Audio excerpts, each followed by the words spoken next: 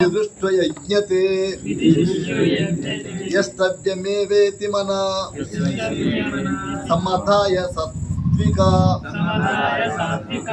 అపలకాంక్షి బ్రజజ్ఞో విధిదృష్టయ యుజ్యతే యస్తవ్యమేవేతి మన సమధాయ సాత్విక.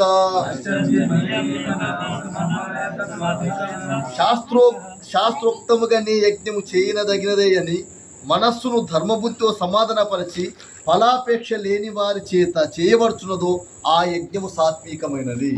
ఫలాపేక్ష లేకుండా, ఫలము ఆశించకుండా చేసే యజ్ఞం అయితే ఏదుందో అది పరమాత్మకు ఇచ్చేయబడింది. ఉదాహరణకు యజ్ఞం చేసి నేను చేసిన యజ్ఞం అంటే అది ఫలము కాదు, అది రజోయజ్ఞం. నేను అనే పదం వస్తుంది కదా. ద్వాపరయుగంలో ధర్మరాజు రాజస్యాగం